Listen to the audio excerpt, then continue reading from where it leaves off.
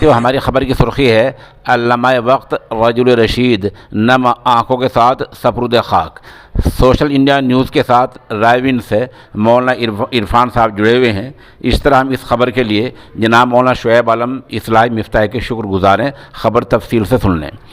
جامعہ احسن العلوم کراچی کے سابق محتمم و شیخ الحدیث حضرت مفتی ظر ولی خاں کو آج نم آنکھوں کے ساتھ ہزاروں لوگوں نے سپرد خاک کر دیا ہے۔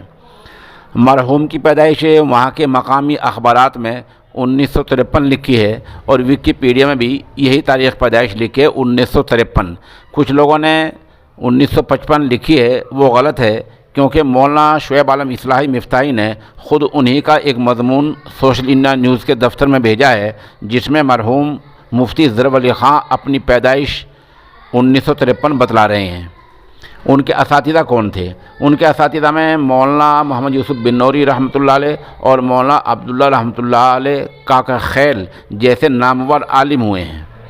مفتی ظر ولی خاں عظیم مصنف تھے، مفتی تھے، خطیب تھے، درجنوں اہم بیانات ان کے نیٹ پر پڑے ہوئے ہیں۔ 1977-78 میں انہیں سند فضیلت مل چکی تھی۔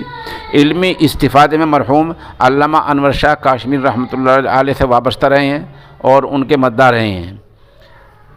سن 1398 ہجری میں جامعہ عربیہ احسن العلوم کا سنگ بنیاد رکھا۔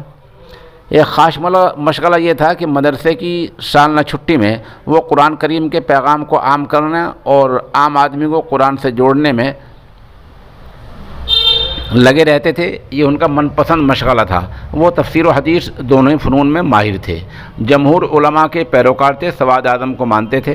چند ان کے تفردات بھی ہیں، یعنی اکیلے کی رائے ہیں، لیکن وہ قابل اعتنا نہیں ہیں۔ ان کے انتقال پر مجلس تراث العلمی دیوبند کے سرپرست حضرت مولانا شاہ عالم گورکھپوری نے گہرا رنج و الم کا اظہار کیا ہے۔